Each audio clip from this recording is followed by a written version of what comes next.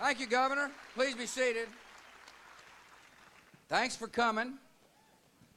I am glad to be back under better circumstances. It was my honor to come and represent our government during what was a terrible tragedy, and that was Hurricane Ivan. I want to thank the mayors of the communities here. I want to thank the base commanders. I want to thank people responsible for helping people get their lives back in order. I still saw a lot of blue roofs flying in. So I know there's still a lot of work to do. But it was such an honor to work with Jeb and Congressman Miller and members of the delegation and the mayors to try to do our duty to get resources to people who need help. And so I want to congratulate the stalwart citizens of this part of the world. I was struck by the devastation. I was pleased by the sense of spirit when we came down here, a spirit that has been manifested in what is obviously an ongoing recovery, but we're still paying attention to you. And again, I want to thank you for your courage. Before I talk about a big issue, I've got some other things to say. They used to say, well, you know, he's got his daddy's eyes but his mother's mouth.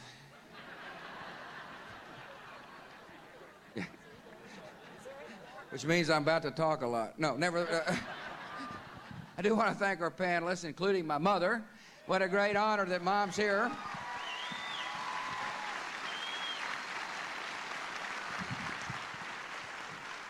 We're going on from here to Orlando. I'm going on to Crawford. And Mom's headed over to work with Jeb on raising money for literacy. And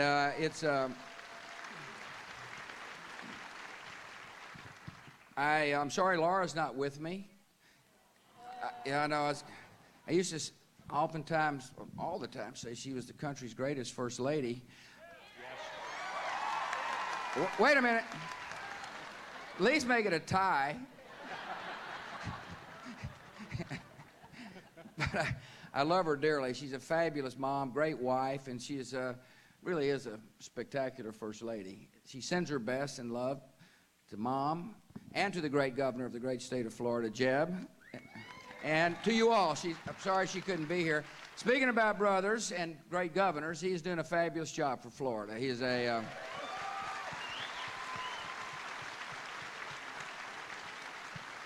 he's straightforward, he's plain spoken, he does what he says he's going to do. And I think that's important, and it's a good lesson for people who are paying attention to public servants. People are wondering whether or not it makes sense to run for office. He came into office with his integrity, and he's going to leave with his integrity. I appreciate Gerald McKenzie and David Sam from Pensacola Junior College. We call them community colleges in Florida and Texas. I can't tell you how important the community college system is to make sure that workers, both old and young, gain the skills necessary to fill the jobs of the 21st century. I am a big supporter of community colleges, as is Jeb, because we understand the community college system is available, it is affordable, and it is flexible. If there needs to be a curriculum change to help people, help employers find workers, help hospitals find nurses, community colleges are able to do so. I want to thank the members of Congress for making sure that my community college initiative is funded. Not for only the sake of community colleges, but more importantly for the sake of people who need a skill set to fill the jobs of the 21st century. So I want to thank the Pensacola Junior College folks for being so generous in the hospitality. I'm traveling with some pretty good company. Besides Mother and Jeb, Senator Mel Martinez is with us today. Senator, thank you.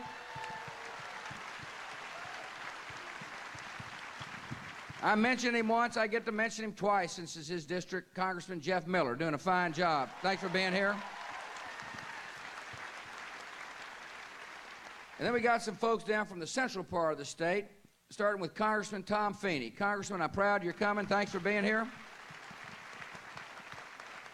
Congressman Adam Putnam.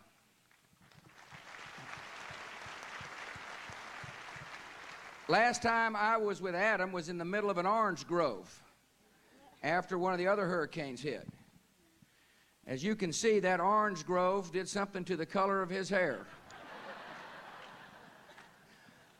And finally, we're here with Congressman Rick Keller. Appreciate you coming, Congressman. You don't know this, but you're about to find out that he is marrying Dee Dee Michelle tomorrow. Congratulations and good luck on the wedding. I'm a little surprised you're here with us. But we won't tell Dee Dee. We'll tell her you're planning for the wedding. I want to thank, Congressman Dave Weldon is with us. Dave, thanks for coming, a great man. Dr. Dave Weldon. Appreciate you coming, Dave. I am proud to be here with the Pensacola Mayor, John Fogg. Mr. Mayor, thank you, sir. All the state and local officials, I'm working my way through a list here. There's one other fellow I want to introduce you to. His name is Bob Woodard. Bob, stand up for a minute, please. You don't know Bob, some of you don't, but he was at the base of Air Force One when I landed, because every time I come to a community, I like to herald a soldier in the Army of Compassion, a volunteer, somebody who's taken time out of his or her life to make somebody else's life better. He is doing something which I think is an important contribution to the future of our country. He is a mentor.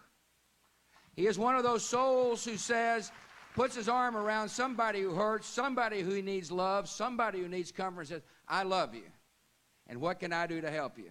I want to thank you for your contribution to the country. I want to remind you, if you want to serve America, feed the hungry, find shelter for the homeless, find somebody whose heart is broken, and help heal it with the love that God has given you. Thank you for what you do.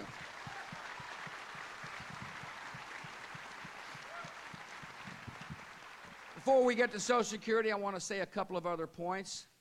I want to thank the members of the United States military and those who support the military for not only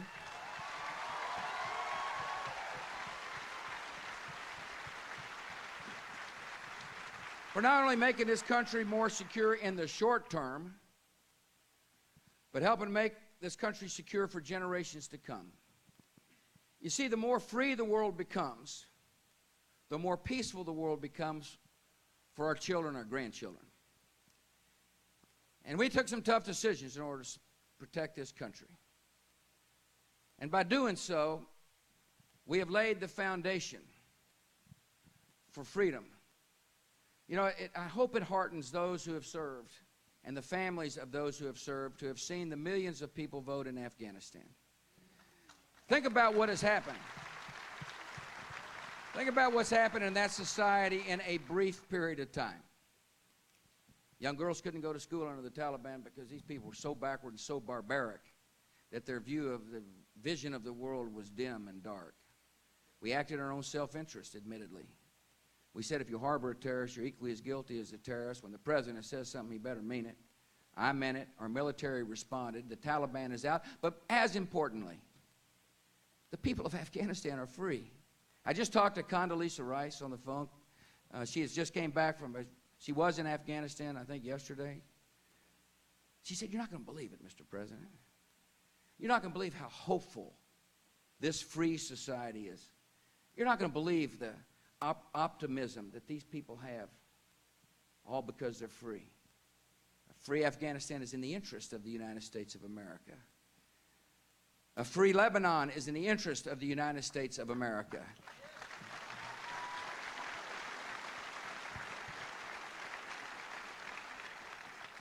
It's a good sign when millions feel comfortable going to the street without government reprisals to express their opinion.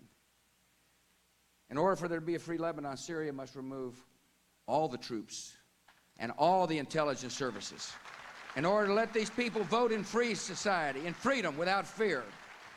I believe there will be a Palestinian state based upon democratic institutions. And I know it's in Israel's interest and in the Palestinians' interests for there to be two states, two democracies, living side by side in peace.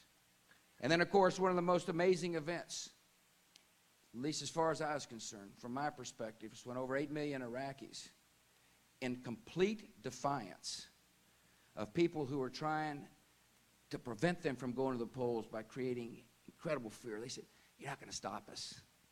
We long to be free.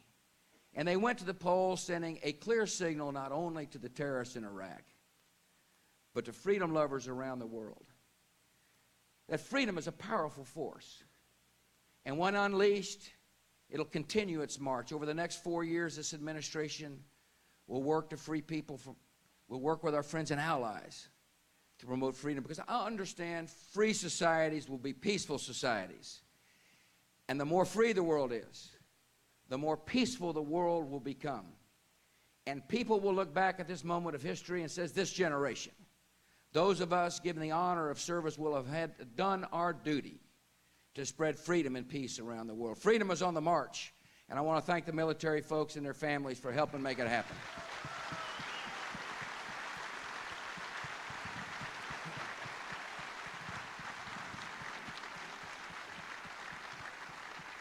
Our economy's recovering, it's doing well. I'm proud of the fact that the great state of Florida's got a 4.3% unemployment rate. It says something about your governor. No, he's right. He just waved me off. Kind of like trying to hit a carrier. He's right. Not because of him, not because of me, but because of the entrepreneurs of Florida. People who are willing to take risks, be wise about spending capital and employing people. No, the economy's fine. There are some dark clouds on the horizon that we've got to address. We've got too many lawsuits. I want to thank Congress for getting a class action bill to my desk. We need to get medical liability reform done in the United States Congress in order to keep good doctors practicing medicine.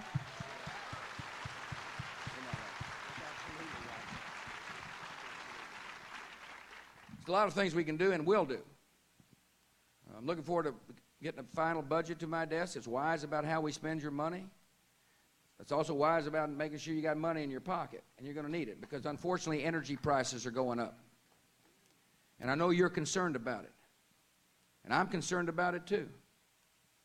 I was concerned about it in 2001 when we put together a strategy, an energy strategy, part of which required action by the United States Congress that would encourage conservation, encourage the use of renewable sources of energy, like ethanol and biodiesel, that encouraged research and development to figure out better ways to use energy in the long run. Because one of these days we're going to have to change the nature of the automobile by driving hydrogen-powered automobiles to become less dependent on sources of energy. In other words, there's a lot of things we need to be doing now. I know we need to be building LNG, liquefied natural gas terminals. We need to do more on nuclear power. Congress needs to get an energy, but we've been debating whether or not there ought to be an energy bill to my desk now for 4 years. And that's too much talk, given the fact that consumers are beginning to hurt. Too much talk, given the fact that we're too dependent on foreign sources of energy. I'm concerned about the energy, and Congress needs to be concerned. These members are concerned. I talked to them on Air Force One about it. I can be a plain-spoken fellow if I need to be. And they're good listeners. They're ready to go. But Congress needs to get a bill to my desk so we can start becoming less dependent on foreign sources of energy.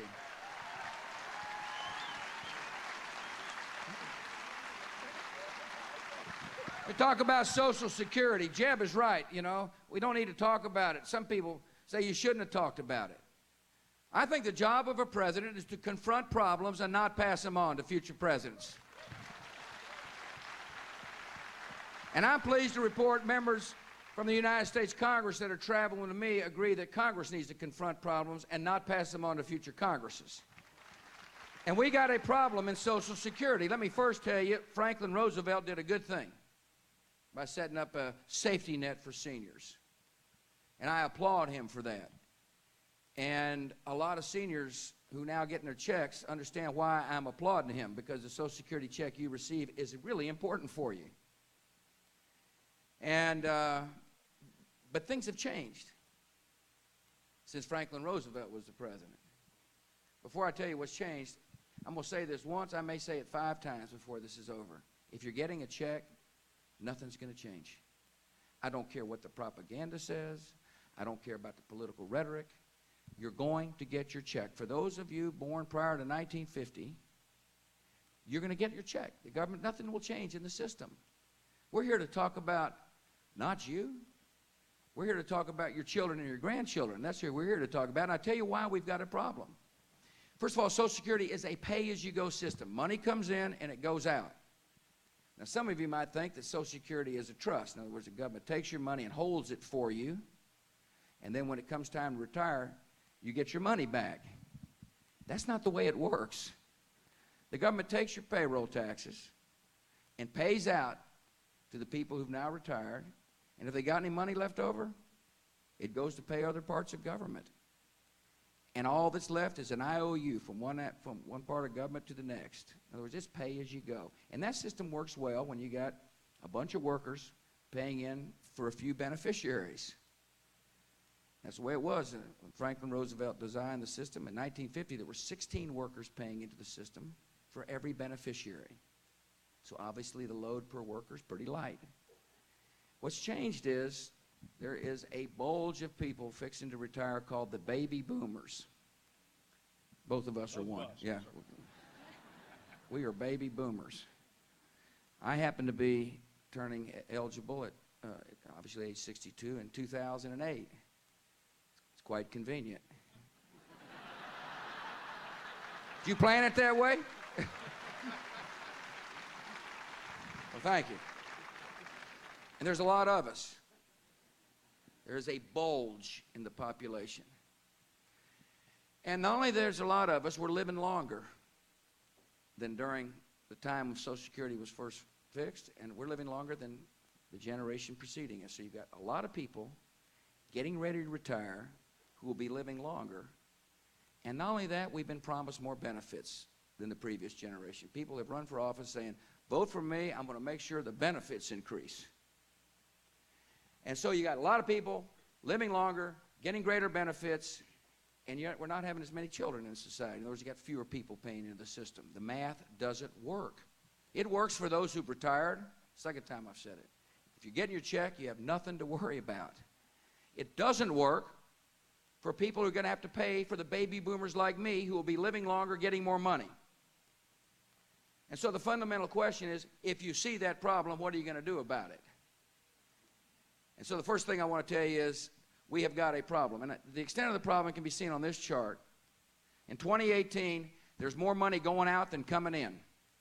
Right now, because the baby boomers haven't started retiring, who will be living longer, receiving more money, there's more money coming in than going out, which is being spent. Pretty soon, there's going to be more money coming out than going in.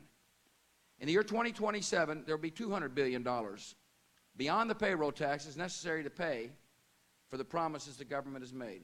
It increases every year. See, 2018 it starts going negative, increases to give you extent by how much. By 2027 it's 200 billion, greater than 200 billion the next year, greater than the next, and so it starts to accumulate. Which says to me that we have a problem that we need to address now, because if you wait later, a younger worker is either going to have to pay massive payroll taxes in order to make sure the government pays the benefits. They're going to have to cut my benefits. They're going to have to borrow a ton of money. In other words, now's the time to act. We do have no problem for those of you who are receiving your check.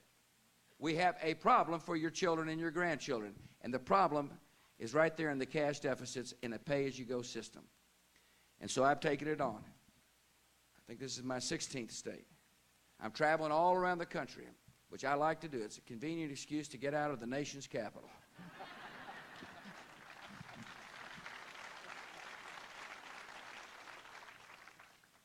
And I'm explaining to people, you're going to get your check, and we got a problem.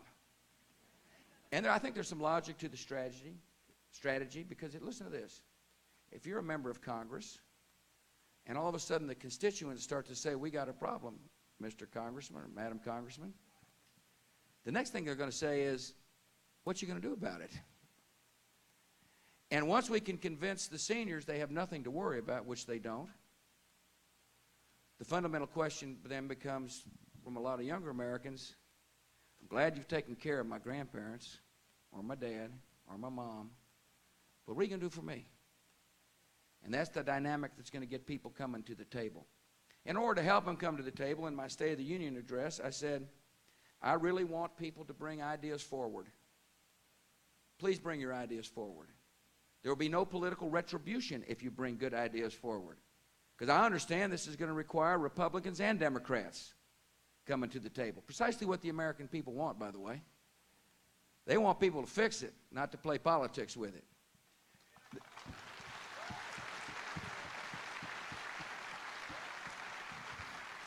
So all options are on the table. The other day I was with a former Democrat congressman named Tim Penny who had some interesting ideas. My predecessor, President Clinton, recognized we had a problem. He put some ideas on the table. And so I'm looking forward to people from both parties coming up and saying, Mr. President, here are some of my ideas. And my answer will be welcome. Thanks for bringing them forward. Let's just see if we can't work together to get something done. I've got some ideas. And I want to share one of them with you, which I hope you find interesting. And first of all, by the way, as Congress brings ideas, I'm not interested in a temporary fix, and neither should you be. I want you to remember 1983, there was President Ronald Reagan and Leader Dole and Speaker Tip O'Neill realized we had a problem, got Republicans and Democrats together and came together and said, we'll put together a temporary fix. It was the so-called 75-year option. And I like the spirit of people coming together. I like the idea of people saying, we've got a problem, why don't we fix it in a bipartisan way? The only problem is the 75-year option wasn't exactly right, because today is a lot less than 75 years from 1983. And so when you hear don't worry, we'll just fix it for 75 years, the way the demographics are, the math just won't let that happen. So now's the time to have a permanent solution.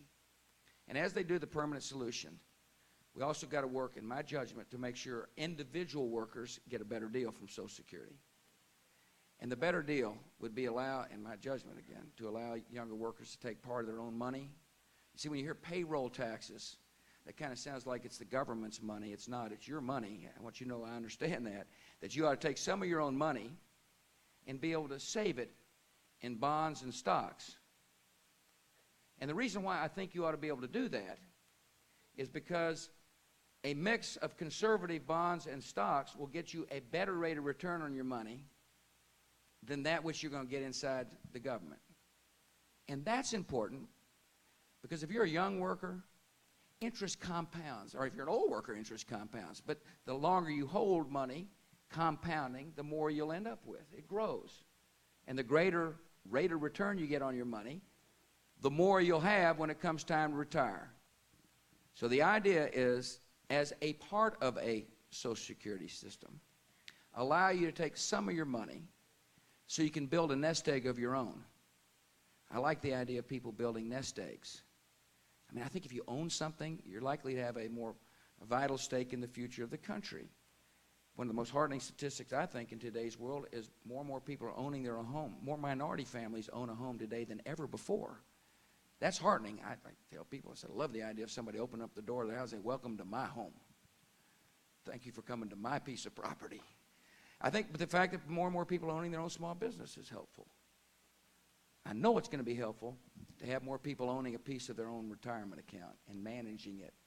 Now, a couple of things about personal accounts. One, I've told you about the compounding rate of return. Just to give you an example, if a person were allowed to take 4% of their payroll taxes, or a third of the payroll taxes, and set it aside in a personal account, starting at age 21, and that person earned $35,000 over his or her lifetime, that by the time she became retired, that money set aside would be worth $250,000 as a nest egg. In other words, that's compounding rate of interest will do that. Obviously, if you make $70,000 over your lifetime, it's double that. Then you have $500,000 that you can call your own. So what can you do with that? Well, first, I know some people get nervous about investments. We're going to talk about investments here. You can't take your money and put it in the lottery. Let me put it to you that way. In other words, a personal account doesn't give you latitude to, you still got highlight here? Yeah, okay. Can't go to the highlight deal. You got to invest it in a conservative mix of bonds and stocks, just like federal employees do now. Any federal employees understand what I'm talking about, the thrift savings plan? It works. We're going to talk to somebody who's got a piece of the thrift savings plan. This is happening. This isn't I didn't sit here and invent this. This is taking place already at the federal level. People who work for the federal government get to take some of their own money and set it aside in a conservative mix of bonds and stocks because the government realizes you get a better rate of return on your money. If it's good enough for federal employees, it seems like to me it ought to be good enough for people who are working, you know, who aren't working for the federal government. That was not a cheap shot at people like me working at the federal government.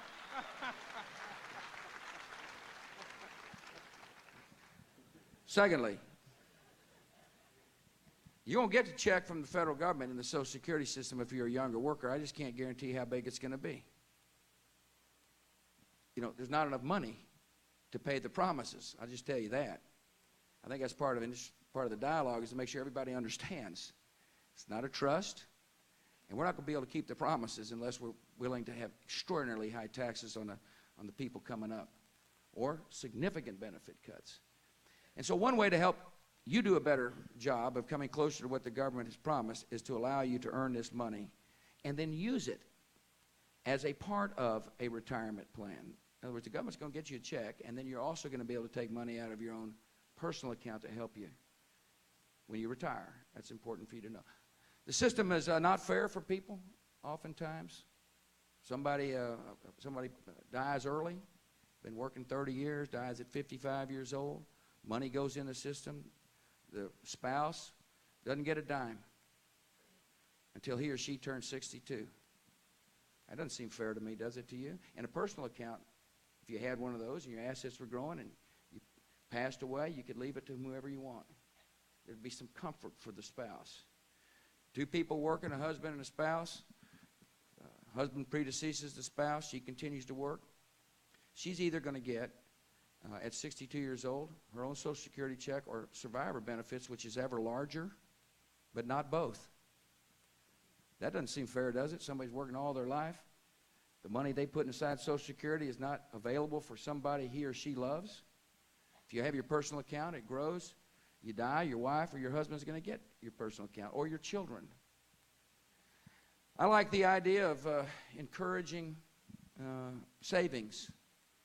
For those of you who study macroeconomics, it's a fancy word for how to make sure the economy grows.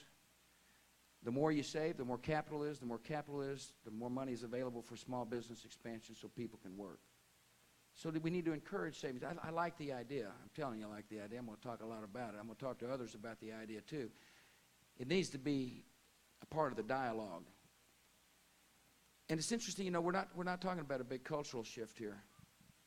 When I was coming up, I don't remember my mother telling me to be careful about my 401k plan.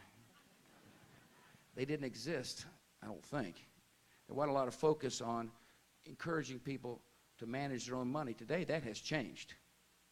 There's a lot of young Americans, Americans from all walks of life, Americans from all income levels, Americans from all neighborhoods who understand what it means to have a 401k, an IRA, a defined contribution plan. And they like it, and they're used to it, and they're comfortable with it. So I want Congress to consider making this same kind of culture available for workers through the Social Security system, to strengthen the system, to say to younger workers, it's a better deal for you, to be able to assure grandparents that when it comes to their grandchildren, the safety net that was available for them will be available for the new generation coming up. And so now I'm going to talk to some other people about it, starting with my mother. I promise not to tell you her age, but she's eligible for Social Security. How old are you? 58. How about that? 22 years. Yeah. You're supposed to ask me why I'm here. Okay. Well, first of all, I now know why I'm getting white hair. I'm here because when else can I see my two oldest boys?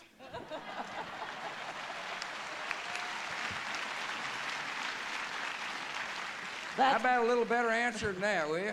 That's reason It's not, number one. Not how can I see my two better boys. It's how can I tell my two better boys in person what to do, is what you really meant to say. Right. If you'd listen, I'd tell you more.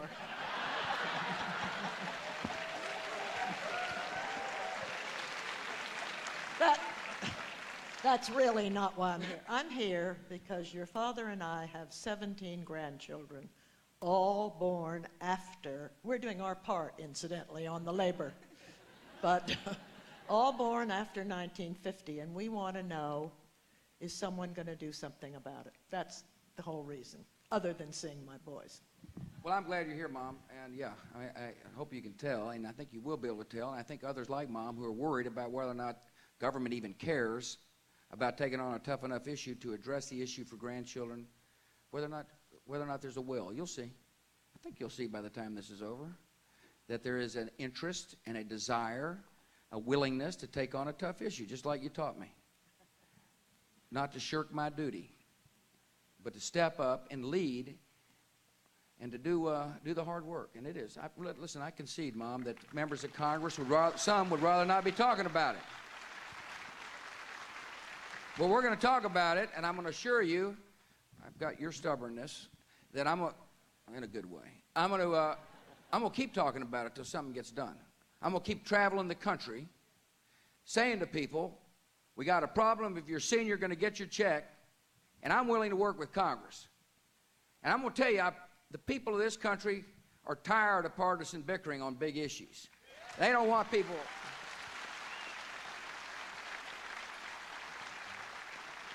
You know, they just want the problem solved. We got Lee Abner with us. She's from Boulder, Colorado. Is that true still? Yes, sir. Listen, I want you to know I formed a committee in 2001 of Republicans and Democrats to look at Social Security. And Patrick Moynihan, the former senator from New York, headed it. Isn't that right? Is that right? And That's Lee's on it. exactly right. Okay, let her go. She studies this. Well, Mr. President, you're exactly right. I've been studying this for about 10 years, and as you said, was a member of the commission that Senator Moynihan headed. 8 Republicans and 8 Democrats got together, and we talked about what we thought was the best way to move forward and presented a plan to the president at the end of that year. You're exactly right, and all of us at the commission, of course, agreed that we have a huge problem ahead of us. As you described, our system is a system that's called pay-as-you-go, in which the taxes paid by today's workers goes into Washington and goes straight out the door to pay the benefits of today's retirees, and if anything's left over, as he said, Congress spends that. That worked fine for a lot of years, but right now there's only 3 workers paying for 1 retiree, and eventually it's going to be 2 to 1. And that's the fundamental problem, is that because of the design of the system, nothing is saved. It can't be. It's like water going through a sieve, comes in, goes straight out. And so as we look forward now, we can't pay the promised benefits. Of course, President Clinton held town hall meetings around the country talking about this. I think this is the reason that more than 90% of the population knows we have a big problem coming. Because some of our leaders have been talking about this for a long time, and of course Senator Moynihan and lots of other statesmen like you. Starting now, according to the Social Security actuaries, in the year 2018, there won't be enough money coming in. And the actuaries told us that if we ask younger workers, so like some of those on our panel here, to pay for the shortfall that's going to come, and it's going to get bigger every year, it's going to get huge. If we were to ask today's younger workers to pay for that down the road, their taxes would have to go from what are now 12% to over 18%.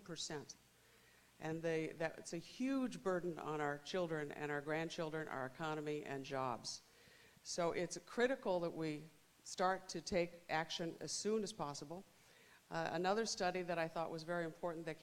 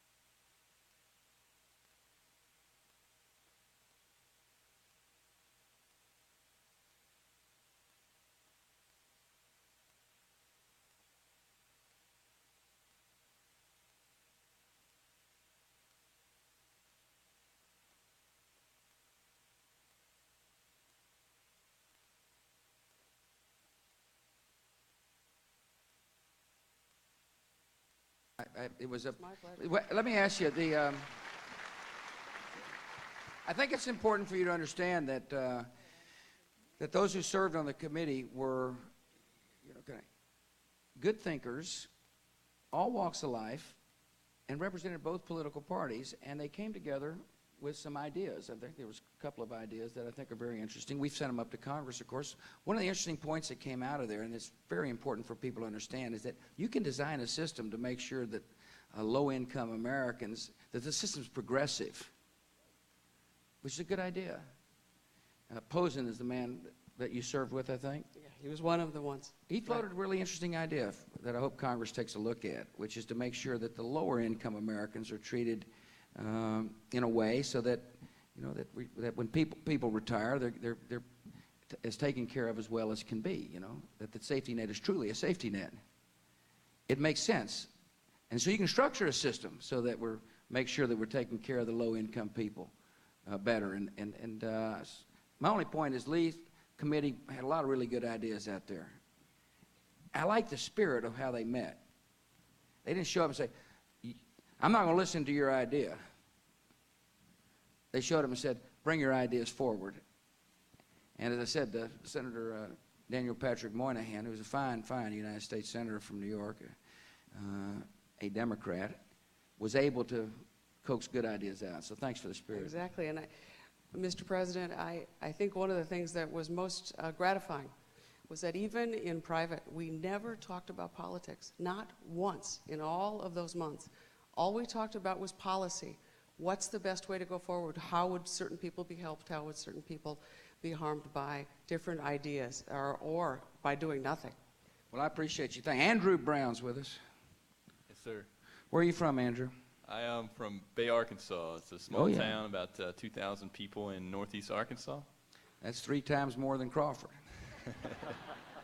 Yes, sir. Good. Are you educated? Well, I graduated from the Naval Academy last year, sir. Awesome. Yeah. Yes, sir. I figured I'd get a nice round of applause here in Pensacola. Yes, sir. And I came down here last summer to begin flight school. Good. Yeah. How's it going? Pensacola. It's going really well. No crashes? No crashes yet. That's good. Yes, Sounds sir. positive. Yes, sir. And just really enjoying that and looking forward to getting my wings in a couple of months and getting out and doing it for real. Congratulations. Yes, sir. Thanks for serving.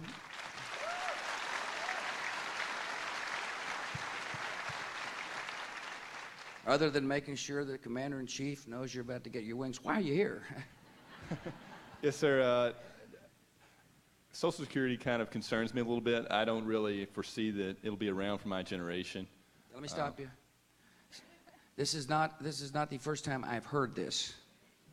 I don't think it's going to be around for my generation. Congress needs to hear this. Go ahead. So I invest my money mostly in a Roth IRA. I think that's a great way to invest money, and I applaud Congress for upping the limits there and letting people do more with their money. And I also invest in a thrift savings plan. Explain to people what that means. Invest in a thrift savings plan. I think some out there listening may not be sure what the thrift savings plan is. It sounds sophisticated. It sounds unmanageable.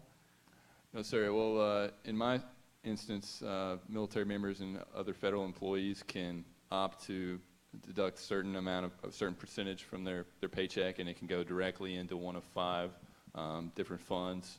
Who decides where the money goes? I decide where the money goes. The percentile breakdown, I decide. People who run in the thrift savings say, here's 5 different options for you. Kind of a different mix of risk and return, I guess. Yes, sir. Ranging from Which like one of them is not the internationals. lottery, I want you to know. Yes, sir.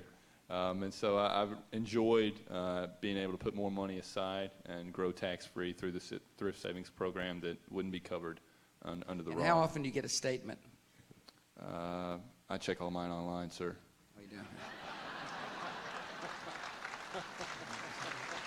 Don't worry about making the Commander-in-Chief look technologically incompetent.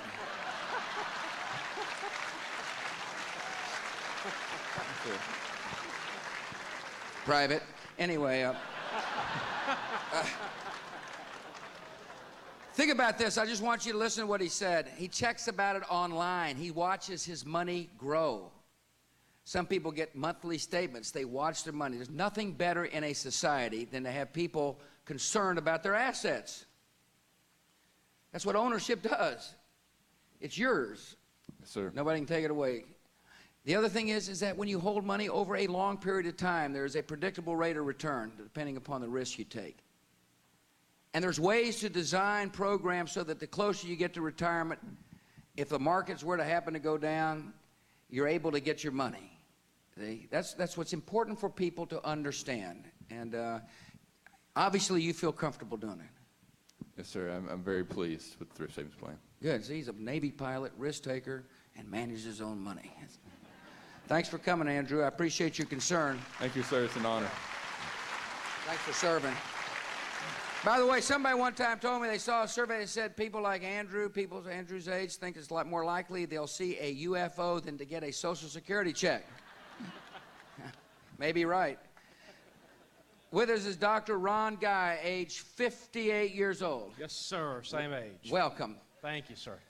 Leading edge of the baby boomers. Yes, sir. What do you do?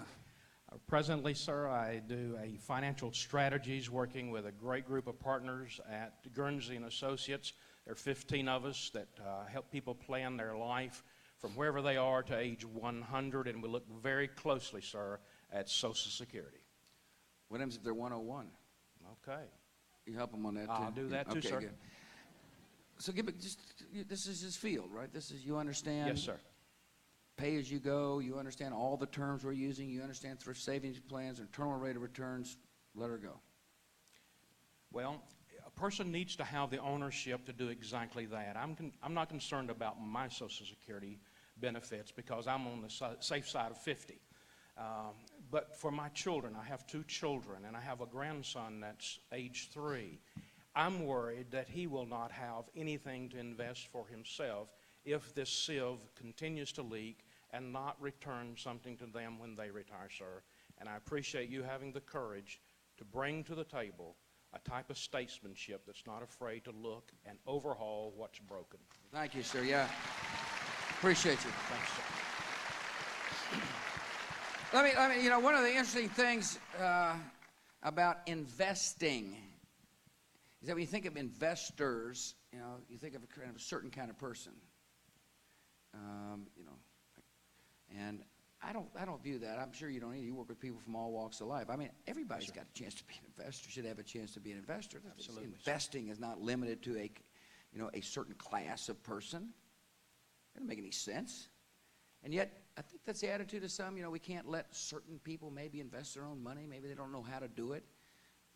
You know, I'm kind of leading you on here, but give me a sense for how hard it is for people to figure out how to invest their money in a prescribed set of bonds and stocks. In other words, It's not hard at all, sir. We sit down with someone and do a profile, ask them what they want to do, look at their goals, where they are, and because of the profile that we developed and the information we glean from them, we teach them and educate them how to make right choices for themselves based on where they are in their journey of life. And it'll work for a teenager right out of high school to someone nearing the retirement age. In fact, our firm does the teaching of the retirement system out at our university here locally, sir. oh, good. See, financial literacy. By the way, one of the interesting things we've done is we've encouraged the faith-based community to take on the idea of educating people in financial literacy so that we can make sure financial literacy is able to permeate all neighborhoods Exactly. in our society. People will be comfortable with this. This is something that's happening, by the way, already without government, of course. Defined contribution plans exist throughout all society right now. Thrift savings accounts, IRAs, 401ks.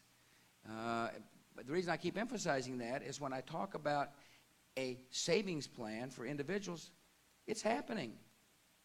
And the question is, do we have the wisdom to extend this kind of savings plan to the Social Security system to allow younger workers? This ain't gonna have, you don't have to worry about me, and we just don't have to worry about it. The system is fixed.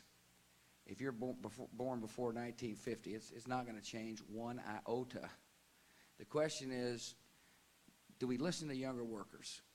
Do we fit the plan into meet the current culture, and do we give them a better deal? Do we try to make the system on an individual basis? I told the press conference the other day, these accounts do not permanently fix Social Security. We're going to have to do other things. They are part of a Social Security fix that will help the individual worker. Now, I'm going to talk to Myrtle Campbell. You did a good Yes, job. sir. Thank you, sir. Myrtle, put that mic up there. Yes. Yes, Mr. President. Thanks for coming. I came all the way to wish you a happy birthday for your birthday next Sunday. Isn't that right? Thank you, Mr. President. Myrtle Campbell is here, and she brought somebody with her. Who'd you bring with you? Yes, I brought my granddaughter, Mary Beth Roberts, Very good. Okay, we're going to start with you, if that's all right. with me. Yeah. Oh. Do you Okay. receive a Social Security check? Yes, and for 82 years, that amounts to a lot of checks, you know, and it has come in real handy, and I would hate to part with it. Yeah. You count on it. Yes. I want you to know, Myrtle, I understand a lot of people count on their Social Security check. I mean, it's a really important part of a lot of people's lives. Some people count only on their Social Security check. And therefore, one of the issues in talking about this is to make sure we don't frighten you. Seriously. Yeah. We don't want people to feel like the government is fixing to make sure that the check she counts on is diminished or goes away. And I understand. I fully understand that. And that's why I'm spending a lot of time talking about it. Because I understand that sometimes there's another message getting out there. I remember in 2000, they said if old George W. gets elected, he's going to take away your check. Got elected. So in the 2004 campaign, it didn't quite work because people did get their checks. Keep going. Okay. You worried about it? I'm not worried about it, no. I am concerned, however, for my grandchildren and what's coming up for them and how their livelihood will be, what's in due for them. How many you got? How many grandchildren I you have got? 9 grandchildren, and I have a whole slew of students throughout the United States that I'm concerned about as well. You were a teacher? I'm a Bible teacher. Great, I work- thanks. I'm a volunteer. Volunteer, very good. That's fantastic. I was concerned with children like your mother. Yeah. And I'm a volunteer with the Child Evangelism Fellowship, and they're located the international headquarters in Missouri, Oh, fantastic. Warrenton, Yeah. Missouri. Right. And we get mail from them, children, all the time, and they're often saying they never have anybody to tell them they love them. And it's just beautiful to see how they're growing and making the decision for the purpose in their life that Yeah. God has for them. Well, I appreciate you. Thank you for sharing that with us, Myrtle. And I want you to introduce your granddaughter to us. Well, this is Mary Beth Roberts. She's the daughter, one of the daughters of my daughter, One of the daughters of your daughter. Wanda Roberts. 3 of us. Three of us. Good. 3 daughters? 3. 3 Yes. daughters. Oh, yeah. They're over there. She has 5 Got children. all the sisters here? Yes. Fantastic. Oh, yeah, I see him over there. My little brother right there, too. So, Brother? Fine-looking lad. yep. Boyfriend? Right next to him. Yeah, I got so- him. Yeah. I picked him out. Didn't mean to embarrass you. It's okay. Although Mary Beth, before we came on, said, make sure you introduce my boyfriend. Just kidding. That's all right. So what do you do? I am currently a college student at the University of West Florida, majoring in Fantastic. public relations. Good, So- good. How's it going? I'm sorry? How's it going? It's going wonderful. I'm Actually, having a great took some time. classes here, right? I did. I attended Pensacola Junior College and got my general education here. So Good job. Love it, too. Good. So, Major, public relations and advertising. Yes. So, here's your chance. appreciate that. Yeah, no problem. So your grandmother says she's worried about her grandchildren's, a safety net for her grandchildren when they retire. You share that same concern? I am extremely concerned. I'm pretty young. I'm 21, and I have a feeling Pretty that young, honey. I'm a baby. You're to really you, young. Younger and younger every year. Go ahead. So by the time that I'm a senior citizen, I'm sure Social Security will have been long gone. So I'm very concerned. Yeah, it's important for 21-year-old people to pay attention to this issue. If it doesn't get fixed, the bill is going to be huge. That's right. That's what you've got to understand if you're 21 years old. You know, they always say 21-year-olders don't pay attention to politics or issues. I don't know if that's the case. I pay attention, Mr. President. That's good. Well, give me a sense of, and by the way, personal accounts are voluntary. In other words, somebody say, the government's going to say, you have to do this. I believe in saying to somebody, if you choose to do this, you can do it. You don't have to do it. If given that opportunity, I may be a little premature, but you know, if things go right, you may be given that opportunity pretty quickly. And I hope so. Yeah. So what would you, do you have any sense for whether or not you would opt to decide to take some of your money aside and put it aside in the account? I would definitely take that option. Really? It doesn't frighten you? Not at all. It actually would be encouraging to know that I will definitely get that when I do retire, so I'll Yeah. have something to count on. Nest So, egg?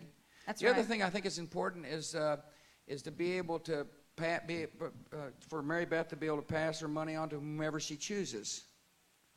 I think that'd be beneficial for society to have more assets accumulate and to be able to have kind of a generational transfer of assets. I think it'd be beneficial throughout for people from all walks of life. I really do. I think it's a concept that's an important concept, the idea of passing property on to whomever you choose. The idea of accumulating property. If she starts, by the way, she's going to do quite well. And it sounds like she's going to make quite a good living and set aside money and put it away, conservative bonds and stocks, and it grows. It compounds.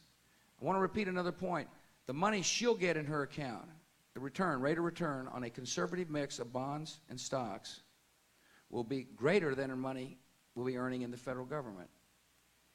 And that's an important difference, particularly for a 21-year-old investor over a period of 41 years. And that money grows.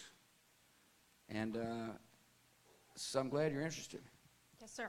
My advice to you, everybody else, people watching, is write your senators and write your congresspeople.